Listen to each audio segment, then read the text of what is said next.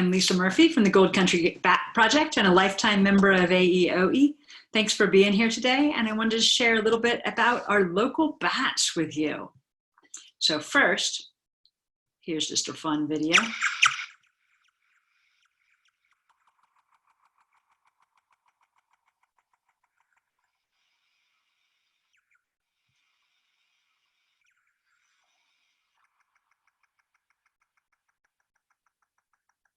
While you're watching it, just think of the energetics of this bat, of how much energy it takes to do that.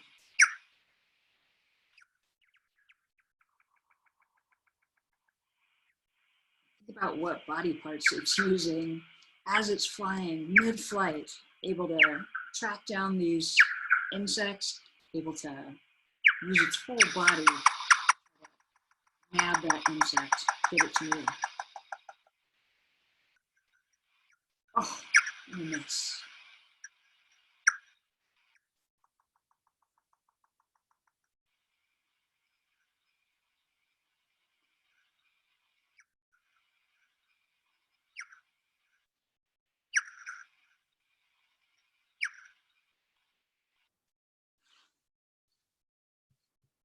These guys are amazing. They're flying through the air, could be going 20 miles an hour, could be going 40 miles an hour as they're chasing after these insects, catching them mid-air, using full body contact to try to catch them any way they can as both things are flying. Just amazing, amazing creatures.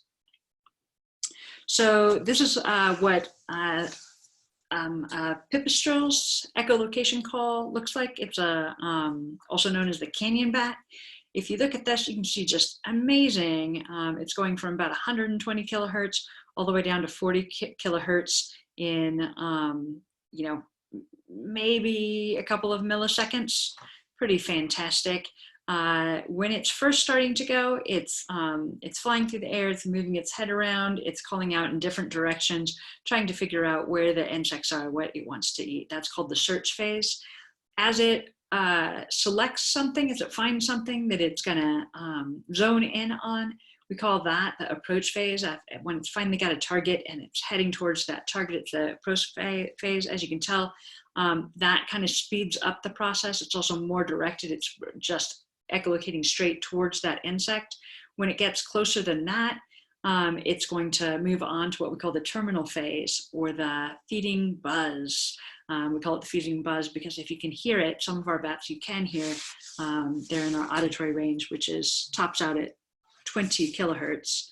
This one, the canyon bat, is not in our auditory range, but I'll get to one that is in a moment. But when it gets to that terminal phase, it's like a super fast.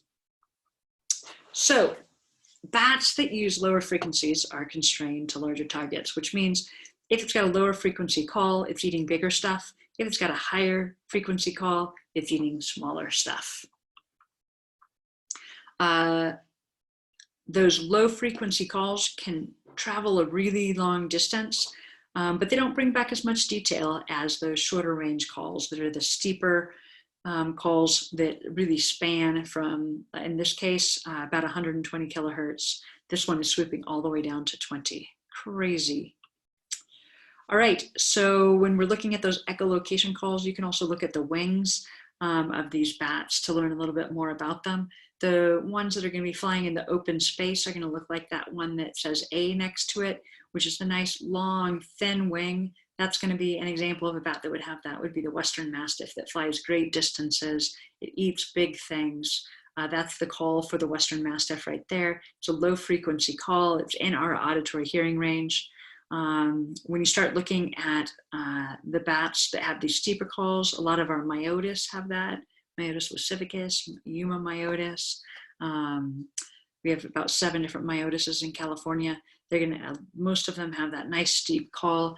A lot of them have this little bit shorter, stouter wing where they're very maneuverable. So just different bats, different wings, different areas where they're feeding, different feeding styles, and you'll see their body parts representing that. This is the one I was referring to, the Western Mastiff, Eumops perotis. And this bat is our biggest bat in California. It has a wingspan of 23 inches. Yes, that is what I said. It's about almost a 2-foot wingspan. Fantastic. These things like living up in cliffs. They drop into flight. They need about 20 to 30 feet to drop in and head out with enough momentum to head out on their way. This bat call is a low frequency call. Remember I said our hearing range taps out at 20 kilohertz. This bat is well under that. You can see by its echolocation call. So we can hear this one when we're out there. It's kind of a chirp, and it reminds me a little bit of what a junco sounds like during the day. This guy's out at night, clearly. So now Eumomyotis. Eumomyotis you'll find around water a lot. You can see on the left that it has a moth in its mouth, but it's happy to eat lots of insects that are emerging off of the water. And this one you'll see if you are seeing a bat flying low over the water that's kind of flitty, this might be your bat. And fantastic little bat. You can see in this picture, you can see its thumb right there. You can see great, each of its finger bones, one along the leading edge of the wing, another one close to that. And then the next two go out to each of those points in the crescents of its wings. Fantastic little bat. This is what its call looks like, and this is what it sounds like. This has been dropped into our hearing range because it echolocates way above our hearing range.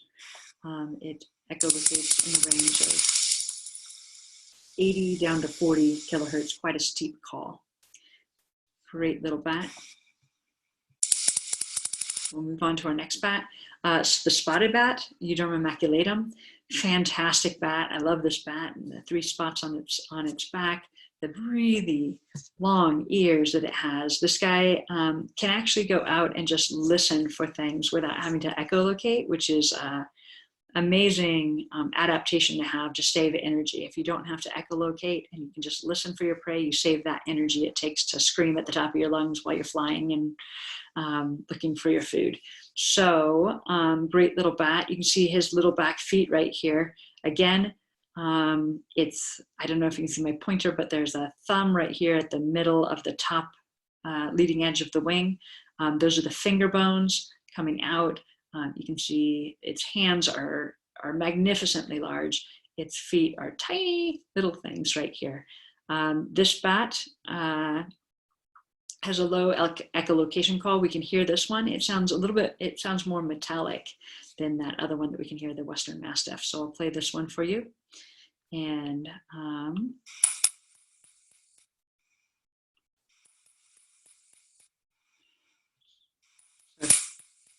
if you hear that out on a night hike, that might be your that might be your spotted bat. So in the Sierras and the foothills of California, we have about 17 species of bats here in the Central Sierras. And these are just a couple of them: the spotted bat, the Mexican freetail, is Tatarita brasiliensis. This is the red bat, and then we have the pallid bat down here. Probably about 6 years ago, we set up some equipment in Yosemite Valley. We just put a microphone up on this building that already had the USGS river gauging system and the NOAA weather station. This gave us the opportunity to collect data on all of those factors: the river, the weather, and the bats that were coming through the area. And we could see what was happening looking at all those factors. I created a bit of curriculum for grade school kids where you can go through the scientific process of making hypotheses, looking at the data from these different things.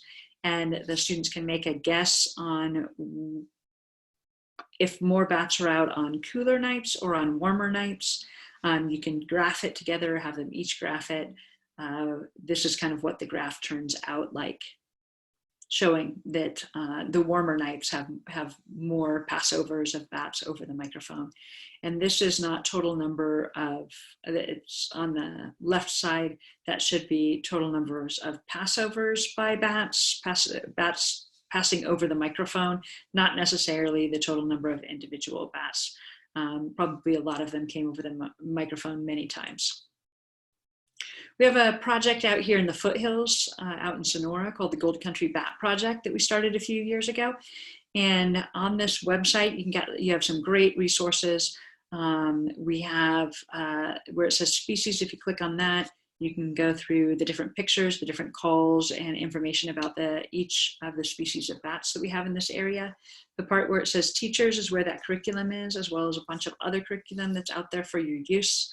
I just ask that if you use our stuff, please give credit to the photographer Merlin Tuttle, and please give credit to us for developing the curriculum. But you're welcome to use it. I'm going to get to white nose syndrome in a minute. Dead bats, this button connects you directly to California Fish and Wildlife, and it's going to go directly to their page to report a dead or injured bat. And so if you report that to them, they will likely come and get that bat. I'll tell you a little bit more about why we're so interested in dead bats right now. Also, if you're interested in setting up any surveying of bats at your site, let me know. I can help walk you through it. The equipment that we use is put out by a company called Sonobat.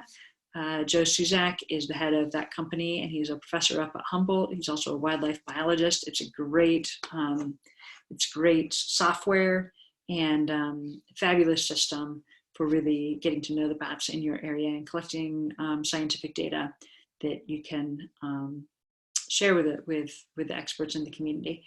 There's some great videos up there too that we've linked to. This is a sad picture. Back in 2006, these researchers were going out to check on some known colonies that they had in Pennsylvania. As they approached where those colonies were, they saw lots of dead bats on the ground. Took about a year, I think, till they figured out what exactly was going on, but they found out that it was something called white nose syndrome. It was a fungus that was growing on those bats while they were hibernating.